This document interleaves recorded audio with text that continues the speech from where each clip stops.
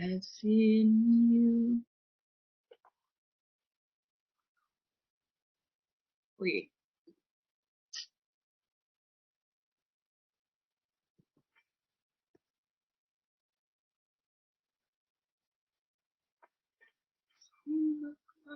Shalom Aleichem, Beshem Hamashiach, selamat pagi.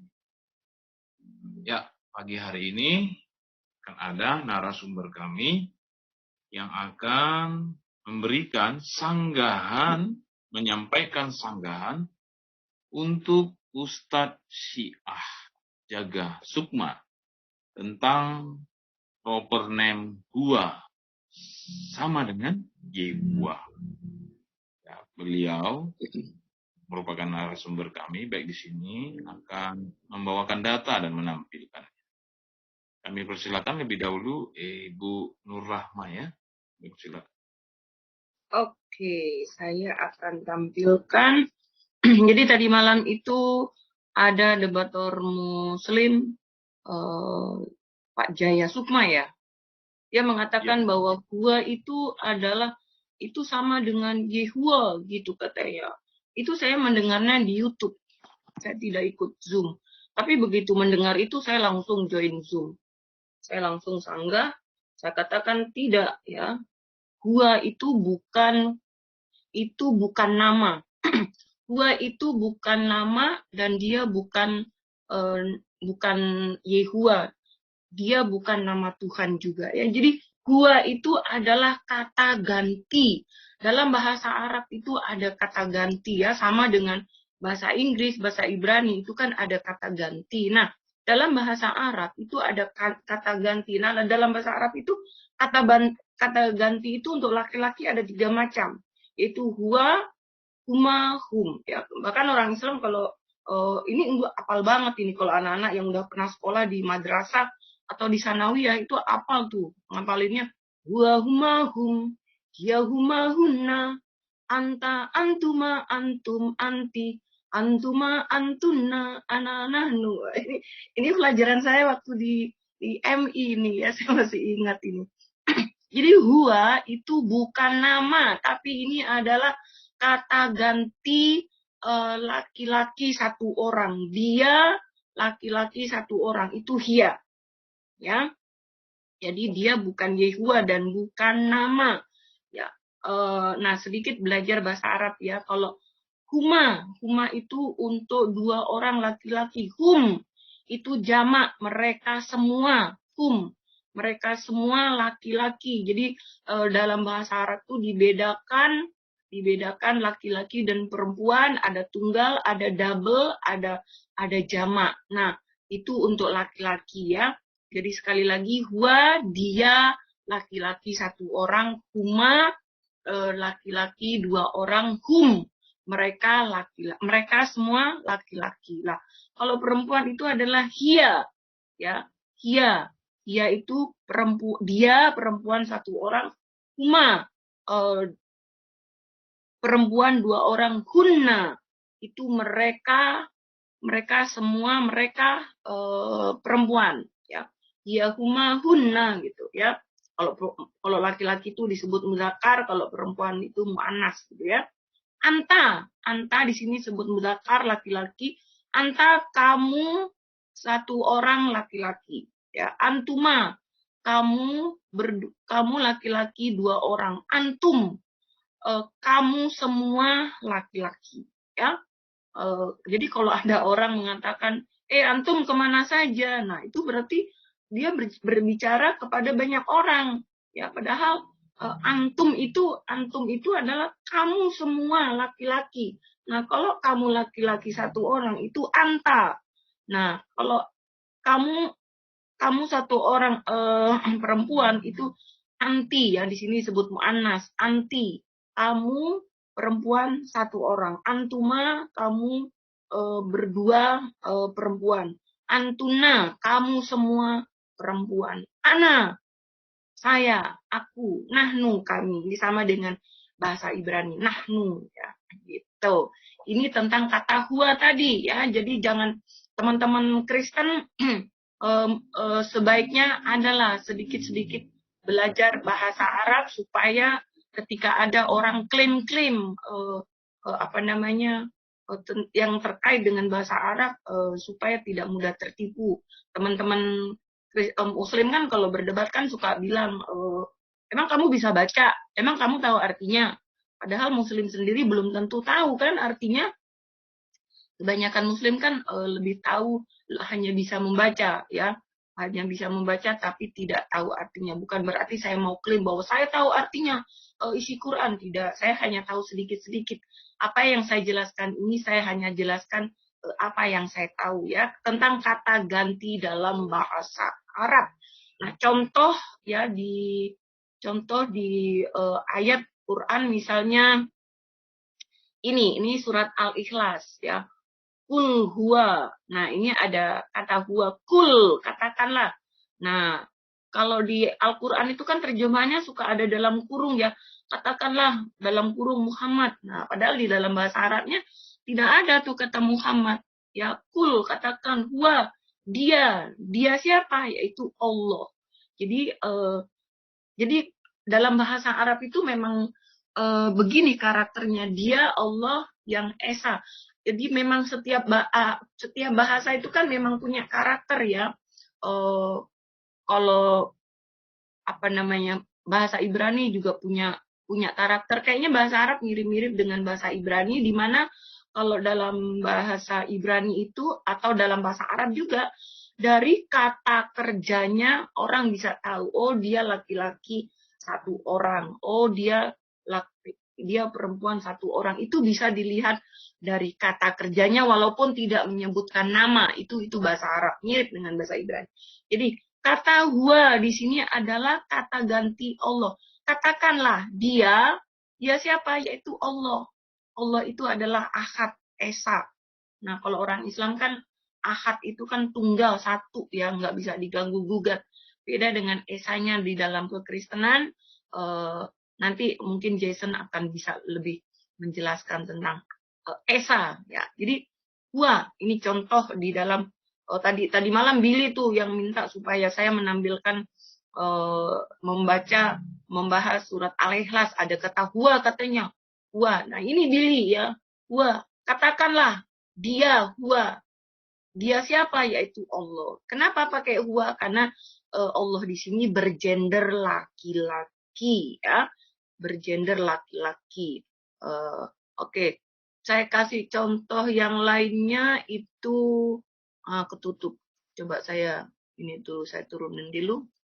Saya akan tampilkan juga di Al-Hadid. Sebetulnya banyak sekali contohnya di Quran, ya. Nih dia di Al-Hadid huwa. Mungkin dari sini. Jadi ini kan bicara tentang Allah, yaitu, ya, tentang Allah di sini. Wa huwa, dan dia. Sabaha, bertasbihlah lillahi kepada Allah. Mafis samawati, yang ada di langit, wal ardi, yang ada di bumi. Jadi semua yang ada di langit dan di bumi, ayo bertasbih kepada Allah, kan gitu sebetulnya poinnya. Wa huwa, wa. Nah, inilah kode wa. Kita kalau di bahasa Ibrani kan selalu ada kata wa gitu, ya.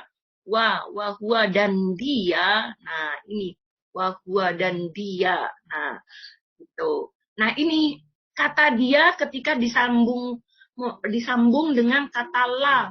La itu kepada, ya. La kepada who.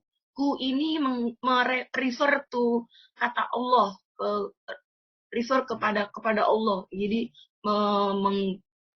kata ganti Allah. Tempo hari ada teman kita Kristen yang mengatakan who itu bukannya menggantikan kata Allah. Enggak. Ya, who itu bisa untuk siapa aja, terutama laki-laki satu orang, ya. Jadi who itu adalah kata ganti yang memang kalau dia di bahasa Arab ini kan tulisannya selalu sambung menyambung, ya. Dalam satu kata itu bisa misalnya wal ardi ini nih. Wal ardi ini bukan satu kata, tapi ini ada dua, yaitu wa dan ardi. Wa dan ardi itu bumi. Jadi ada memang di dalam bahasa Arab selalu kata itu suka disambung-sambung, yaitu memang karakternya kayak lillahi, kepada Allah, lillahi, kepada Allah. Nah, seperti ini. Jadi memang harus belajar, membutuhkan waktu yang lama untuk mengerti, untuk bisa, jangankan mengetahui arti ya, untuk tahu cara membaca aja butuh waktu. Dulu kalau orang Islam itu belajar membaca itu dari mulai balita. Ya, balita itu bisa setahun 2 tahun lebih. Saya dulu dari mulai balita, dari SD sampai SMP itu belajar setiap hari, setiap sore itu pergi ke musola ngaji. Ya, seperti itu. Jadi butuh waktu memang. Saya juga pernah pengalaman membantu seorang dosen ngajar cara membaca bahasa Arab. Itu yang saya ajari itu pendeta-pendeta, lucu sekali. Jadi sama ngajarin kayak anak-anak kecil, walaupun mereka adalah pendeta-pendeta, tapi kalau memang tahap awal kan memang harus dari sangat dasar ya. Jadi ini adalah lahu, ini adalah dua kata. Yang satu adalah la itu kepada hu itu menggantikan kata Allah itu, lahu, kepadanya gitu ya. Ini wa huwa, dan dia ya, lahu yang kepadanya mulku, kerajaan yang di langit dan di bumi, samawati, ini kan langit ya teman-teman, ardi wal ardi, dan di bumi, yuhyi, ini yang menghidupkan, wa dan wa yumitu, yang mematikan ya, gitu. Wa huwa, dan dia. Seperti itu. Huwa, ada banyak sekali kata huwa. Jadi huwa itu adalah kata ganti. Nah, ini adalah ayat yang paling saya suka. Kenapa saya suka? Ini Al-Hadid ayat 3. Ayat 3. Huwa, dia, ya. Dia ini, dia siapa? Dia Allah. Dari mana saya tahu? Karena kan dari awal sudah bicara tentang Allah di sini. Jadi sehingga bisa langsung ditebak bahwa huwa di sini adalah Allah. Huwal awalu, dialah yang awal. Wal akhiru, dan yang akhir. Wa dohiru, dan yang dohir. Wal batinu, yang batin. Huwa, dan dia. Dan dia ini adalah Allah ya. Nah, di sini sayangnya terjemahan kata dialah yang awal dan yang akhir. Wadohiru, sayang kata dohir ini tidak diterjemahkan. Saya nggak tahu kenapa. Tapi yang jelas kata dohir itu, teman-teman ya, artinya dohir itu adalah yang nyata, yang nyata, yang bisa dilihat, yang bisa dipegang. Ini dohirun. Ya. Jadi apakah Allah itu dohirun? Nah, sekarang pertanyaannya, apakah Allah itu pernah menyatakan diri? Pernah nggak Allah menyatakan diri? Setahu saya sih tidak pernah ya. Bahkan Muslim meyakini Allah itu tidak pernah menyatakan diri yang bisa dilihat. Nah, sementara dohirun itu adalah yang bisa dilihat, yang nyata, yang kelihatan, yang bisa dipegang bahkan. Ini nggak cocok untuk disandangkan kepada Allah ya. Tapi ini justru cocok kepada Yesus. Jadi wal awalu, Yesus juga wal awalu. Wal akhiru, Yesus adalah alfa omega. Wal awalu wal akhiru, dia adalah alfa omega. Wa zohiru, nah tadi udah saya jelaskan, dohirun yang bisa dilihat itu adalah Yesus. Allah tidak cocok menyandang kata zohirun. Wal batinu itu adalah sesuatu yang nggak kelihatan. Kalau dalam Kristen itu adalah roh. Tuhan itu adalah roh ya. Kalau dalam Islam Tuhan itu diyakini sebagai disebut goib. Kenapa? Goib, tidak kelihatan. Ya, seperti itu. Jadi ini kan sebetulnya lawan ya. Yang dohir dan yang batin ini kan yang kelihatan, yang tidak kelihatan kan gitu. Wahuwa, dan dia bikulli syai'in alim. Dia mengetahui, jadi menerjemahkan, dan dia mengetahui segala. Atas, bi ini adalah bisa bi, bisa dengan, bisa atas. Dan dia mengetahui segala, atas segala sesuatu. Nah, kalau kita bahas nih, bisa nggak nih kalau kita bahas nih ayat ini nih, nah, supaya Muslim sadar. Ya, huwa, dialah yang awal. Nah, sekarang pertanyaannya, Apakah benar Allah itu adalah yang maha awal? Muslim meyakini kan ya bahwa Allah itu maha awal. Pertanyaannya, jadi kalau dia maha awal, maka dia harus mengetahui segala sesuatu yang terjadi di masa lampau, bahkan ribuan tahun yang lalu, dia harus tahu loh. Kenapa? Karena dia maha awal. Nah, jika Allah itu maha awal, kenapa kok Allah bisa salah ketika bicara tentang salib? Nah, silakan berpikir ya. Jika Allah itu maha awal, maka dia harus tahu tentang segala sesuatu di masa lampau ya. Harus tahu, wajib, karena dia maha awal. Tapi mengapa Allah bisa salah ketika bicara tentang salib? Nah, disinilah harus berpikir. Makanya kan sebetulnya oke, saya lanjutkan dulu ya. Wal akhiru wal awalu wal akhiru. Wal akhiru, apakah Allah itu maha akhir? Kita lihat aja nanti.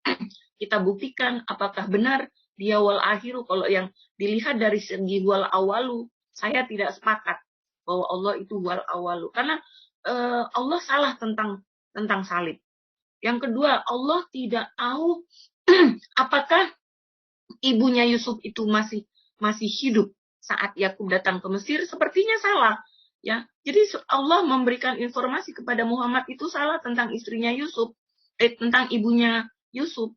Di surat Al-Yusuf ayat 99 itu dikatakan bahwa Yusuf itu merangkul ibu bapaknya, padahal ibunya Yusuf itu sudah meninggal pada saat dia melahirkan anaknya, yaitu Benyamin, sudah meninggal. Jadi ketika Yakub dan semua anak-anaknya, anak cucunya pindah ke Mesir, itu tidak ada istrinya yang ikut, terutama ibunya Yusuf nggak ada ya. Jadi dalam hal ini saja wal awalu berarti nggak bisa disandangkan, dikenakan kepada Allah ya. Begitu juga wadohiru wal batinu wa huwa bikulli syai'in alim. Nah, apakah Allah itu alimun? Apakah huwa alimun, maha mengetahui? Sama dengan wal awalu ya. Dia harus maha mengetahui segala sesuatu. Tapi sama seperti dengan kasusnya yang awalu tadi, Allah salah tentang beberapa hal di masa lalu. Salib misalnya, dia tidak mengetahui. Bagaimana dengan Yesus? Yesus maha mengetahui. Contohnya apa namanya? Coba, ini ketahuan nggak? Kodek saya sudah pindah ke Alkitab. Ketahuan? Kodek? Iya, sudah itu dari okay. Alkitab. Saya mau tampilkan ini Matius 24. Matius 24 di sini dikatakan, sesudah itu Yesus keluar dari bait Allah lalu pergi. Maka datanglah murid-muridnya dan menunjuk kepada bangunan-bangunan bait Allah yang di Yerusalem itu ya, maksudnya ini ya. Lalu ia berkata kepada mereka, iya, ini adalah Yesus. Kamu melihat semuanya itu? Aku berkata kepadamu, sesungguhnya tidak satu batu pun di sini akan dibiarkan terletak di atas batu yang lain. Semuanya akan diruntuhkan. Dan apa yang dikatakan Yesus itu terbukti. Bahwa bait suci itu runtuh tahun 70 oleh Nero ya. Oleh Nero. Bahkan sampai hari ini bait suci ini belum dibangun kembali. Jadi artinya apa? Artinya Titus, Nero. Iya, tahun 70 kan? Oleh Jenderal Titus. Oh, Titus. Ya. Coba nanti dicek lagi deh. Ya, jadi di sini ini adalah bukti Yesus itu mengetahui tentang apa yang akan datang, maha mengetahui. Dia tahu apa yang akan terjadi di masa mendatang. Ya, bahkan Yesus mengatakan kepada murid-muridnya tentang kematiannya. Ya, itu di Matius berapa? Matius 16.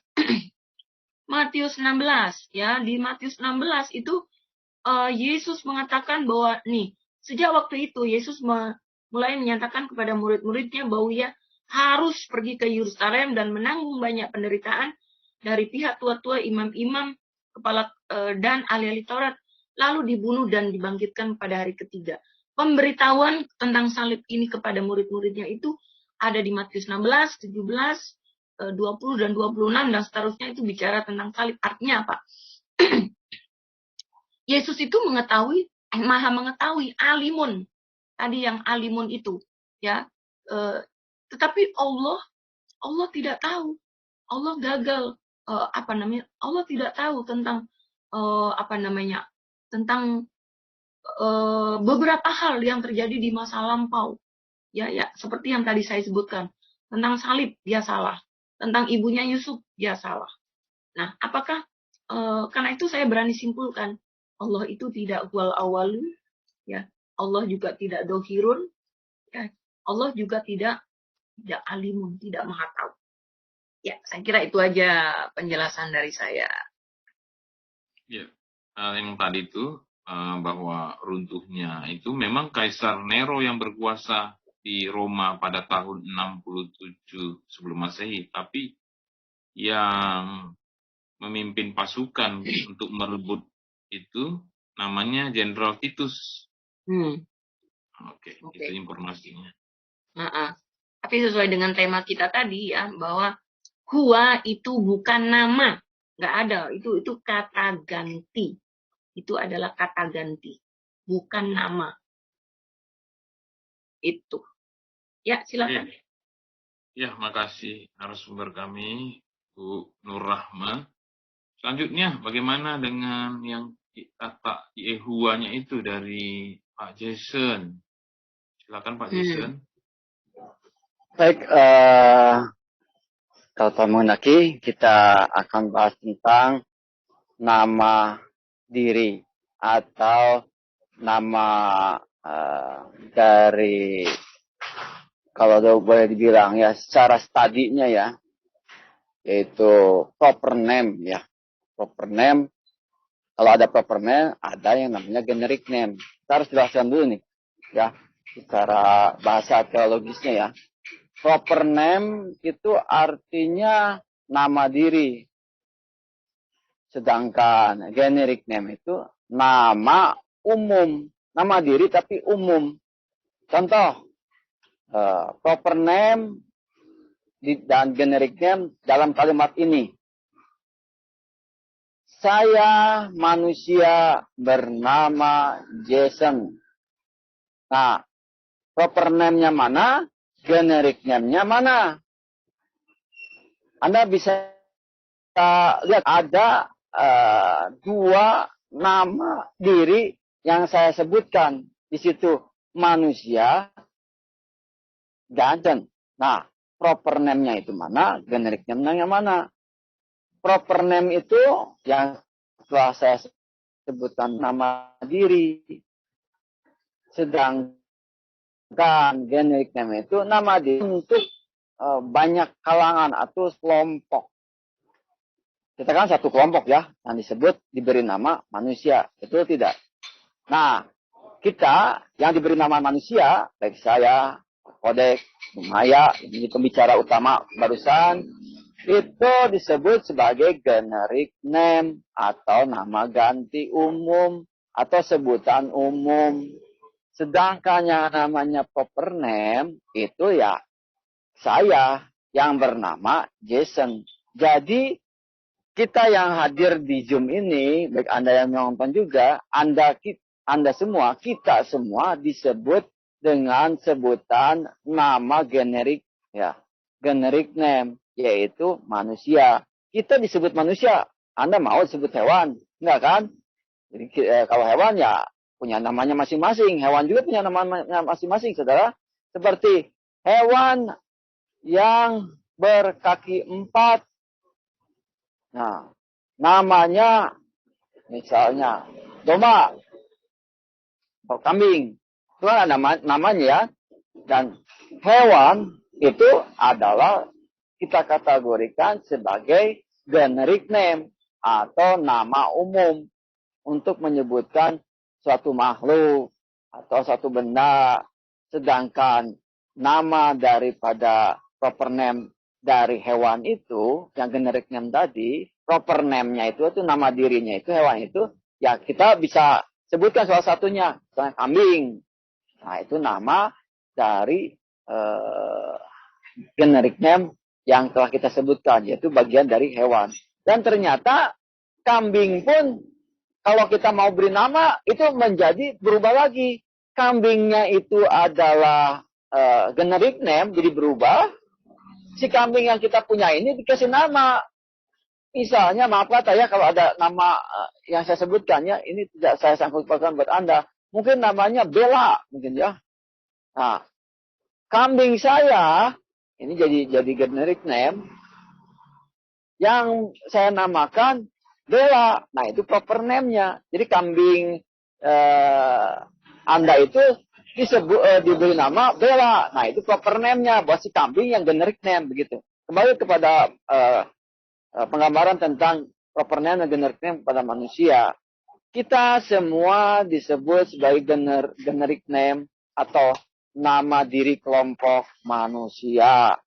Anda dan saya disebut manusia. Nah, proper name-nya itu adalah saya, Jason.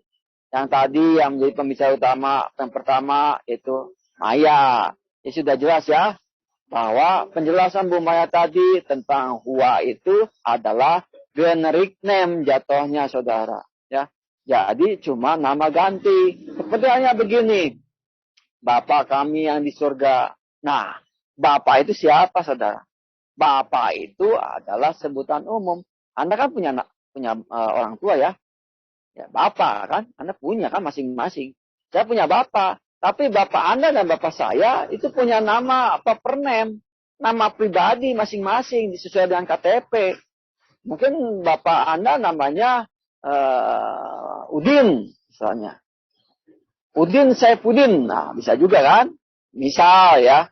Nama Bapak saya Edi mungkin. Nah, bisa aja. Edi Melvino. Nah, bisa juga kan begitu kan? Nah, jadi penyebutan nama ganti seperti halnya kepada Hua itu jatuhnya memang sudah sebutkan ya, nama ganti ya itu jatuhnya ke generic name, bukan ke proper name. Nah, yang kemarin yang Pak Ustadz Jaga Sukma itu dia menisbatkan Hua itu kepada proper name. Proper name YHVH. Ini maaf kata ya, bukan Kilul Hasyam ya, Lasonhara ya, menyebut sembarangan 4 huruf suci. Ini kan sedang kita mengajar. Tidak sedang menista ya. Tidak sedang membawa nama 4 huruf suci itu untuk berbuat jahat. Kita kan sedang mengajar. Mengajar itu hal yang baik. Jadi saya tidak sedang Kilul Hasyam menyebut sembarangan 4 huruf suci itu. Atau YHPH atau YHWH. YHPH itu dalam bahasa Ibrani modern. YHWH itu bahasa Ibrani kuno. Jadi kalau penjelasan dan klaim dari Pak Ustadz Jaga Sukma itu sudah jelas salah secara tata bahasa Arab maupun Ibrani. Ya, sekali lagi ya, sudah salah secara tata bahasa Arab dan juga tata bahasa Ibrani. Jadi klaimnya itu ya klaim salah begitu ya. Jadi kita semua sudah mendapatkan pengajaran pada saat ini bahwa jikalau ada yang mengatakan bahwa Hua itu adalah dinisbatkan kepada YHPH, itu salah total.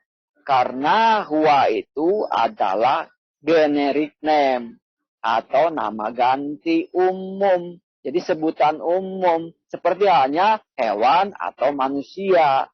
Tiap-tiap manusia punya nama. Nah, kita bisa buka ini Pak Kodek. Kalau mau share screen ya. Ke Keluaran 3:15 tuh Pak Kodek. Kalau bisa share screen.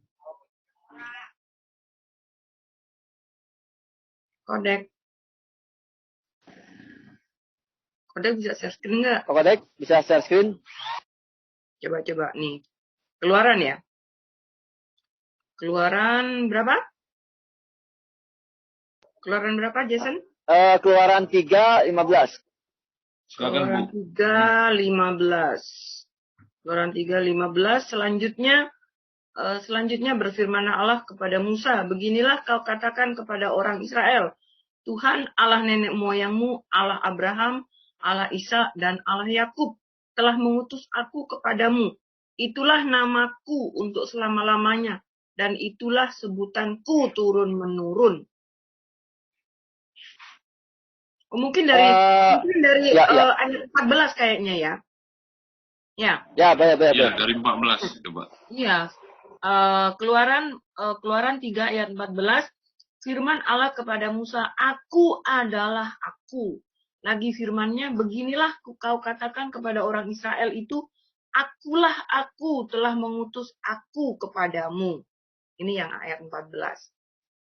Lalu 15-nya, selanjutnya berfirman Allah kepada Musa, beginilah kau katakan kepada orang Israel, Tuhan Allah nenek moyangmu, Allah Abraham, Allah Ishak, Allah Yakub, dan Allah Yakub telah mengutus aku kepadamu. Aku ini aku Musa ya kepadamu. Itulah namaku untuk selama-lamanya, dan itulah sebutanku turun-temurun.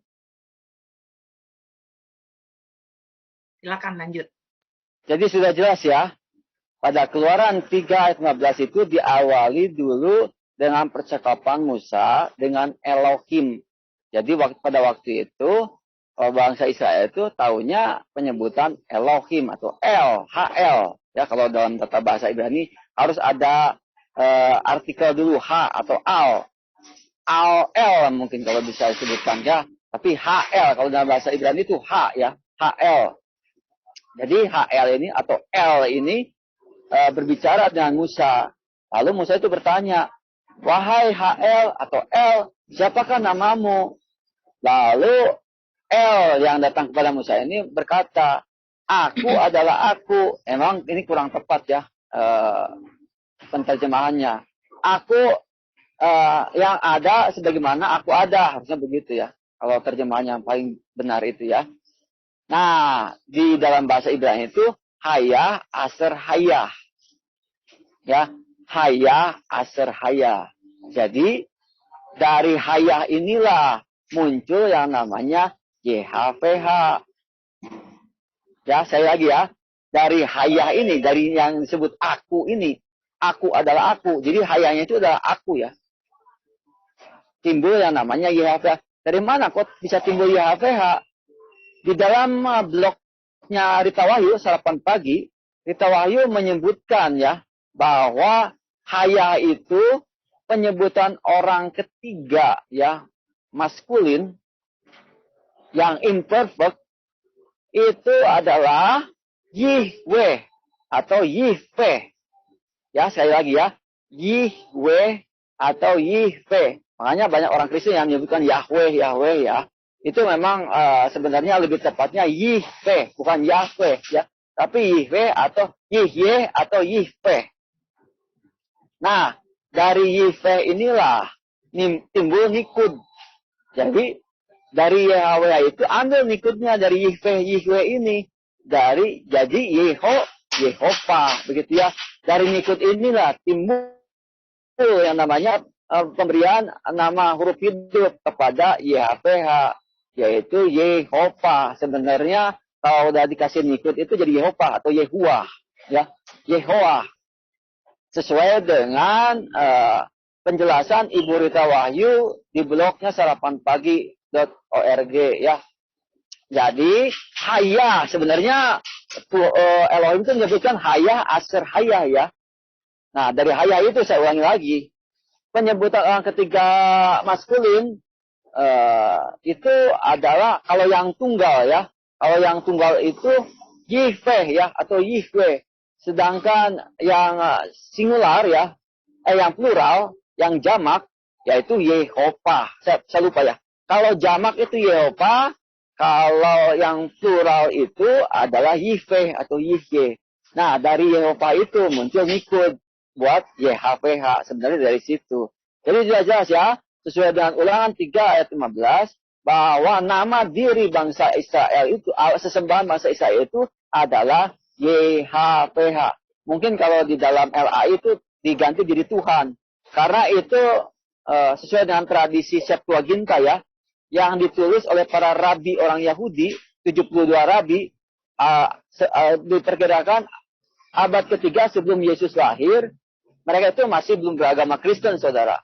Masih beragama Yahudi atau pelaku Torah. Menerjemahkan ke dalam bahasa Yunani, yaitu Septuaginta yang kita kenal Septuaginta LXX. Jadi ya, 72 rabi-rabi yang menerjemahkan ya kitab Ibrani, ya kitab suci Ibrani ke dalam bahasa Yunani. Jadi kalau ada Muslim yang mengatakan, menuduh bahwa Septuaginta itu buatan orang Kristen, itu salah besar. Karena sebelum Yesus lahir atau berinkarnasi, ya dari firman menjadi manusia, menjadi daging, itu sudah diterjemahkan, yaitu Septuaginta LXX. Dan YHWH ini diganti menjadi Kurios. Itu sejarahnya. Mengapa kok tidak ada di dalam PB itu YHWH? Karena udah diganti, udah jadi tradisi, jadi Kurios. Tetapi kalau Yesus mengatakan dalam Markus 12 ayat 9, dengarkanlah orang Israel, Tuhan Allah kita itu Esa. Nah itu pasti pakai bahasa Ibrani kemungkinan besar. Dan orang Yahudi pasti tahu bahwa itu merujuk pada YHWH, ya, kepada nama diri daripada sesembahan Allah Israel yang bernama YHWH. Kalau dihubung-hubungkan dengan Hua, sudah Bu Maya jelaskan bahwa itu ternyata bukan nama diri, itu nama ganti, generic name. Seperti Anda, seperti saya, seperti kita, seperti kamu, begitu. Jadi Pak Ustadz Jaga Sukma sudah salah total dalam menjelaskan bahwa ternyata YHWH itu ada terdapat dalam Hua, ya, penyebutan Hua. Jadi sudah jelas ya. Hua dan YHWH tidak ada kaitannya. Anda jangan mau dibodoh-bodohin. Kita ini adalah bukan umat Umi. Apalagi Bu Sofiato ya, sudah hadir ya. Nanti bisa menjelaskan lebih lanjut. Silakan yang lain bisa menambahkan. Bukan nama ganti, kata ganti.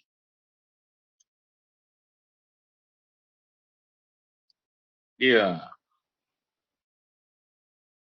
Oh, Bu Sofia itu udah keluar lagi ya? Atau terlempar ya? Udah keluar ya? Nggak tahu. Iya, tadi sempat masuk, terus live. Oke, bagaimana dengan closing statement-nya atau kesimpulannya dari penyampaiannya? Dari Ibu Nur Rahma dulu dah. Iya, jadi Hua itu kata ganti, bukan nama. Bukan nama Allah, bukan nama, dia adalah kata ganti. Itu aja sih. Ya, dari Jason. Ya, seperti yang sudah saya jelaskan tadi ya, sudah jelas. Perbedaannya sangat jelas. Jadi mohon buat umat Muslim jangan mengklaim dan merasa lebih pintar dari kami, yang memang kami itu bersanad sejarah, bersanad teologi sampai kepada orang Yahudi dan Torah Musa. Kalau Anda sih itu berarti ranahnya pendapat atau asumsi. Karena kita tahu ya, ulama yang satu dan ulama yang lain itu bisa pro kontra dan bisa dua-duanya benar. Saya heran. Dua-duanya bisa benar, saudara. Ya itulah ya, kalau umat sebelah itu berpendapat aja untuk muridnya masing-masing bisa benar. Walaupun beda pendapat. Kalau kita nggak bisa, saudara ya. Kita harus sesuai dengan sanad sejarah, sanad teologi, sanad manuskrip, atau sanad arkeologis. Nggak bisa kita main ranah-ranah pendapat. Nanti larinya ke tafsir mimpi, saudara. Kita jadi pemimpi-pemimpi semua ini. Jadi orang-orang yang menghayal. Kita bukan orang-orang menghayal. Kita harus data ya. Mainannya bukan mainannya asumsi. Kalau mainan asumsi, Anda bisa masuk neraka gitu. Aduh, kacau. Anda beriman gara-gara pendapat. Wah, itu bahaya. Kalau Anda hanya berharap sorga karena pendapat, Anda bisa kejeblos. Saudara. Kita, agama Kristen, bukan berdasarkan iman buta, iman kosong. Iman kita itu berdasarkan bukti arkeologis, bukti teologis, dan juga bukti pendapat-pendapat non-Kristiani. Jadi pendapat non-Kristiani juga kita ambil sebagai pembuktian bahwa memang agama Kristen dan Yahudi itu bukan kaleng-kaleng, bukan modal klaim, bukan modal pendapat. Makanya nggak ada yang namanya walahu alam di dalam kita. Kalau nggak ada ya nggak ada. Kalau ada. Jangan dibikin menjadi suatu pendapat, menjadi kebenaran, menjadi iman. Nggak bisa.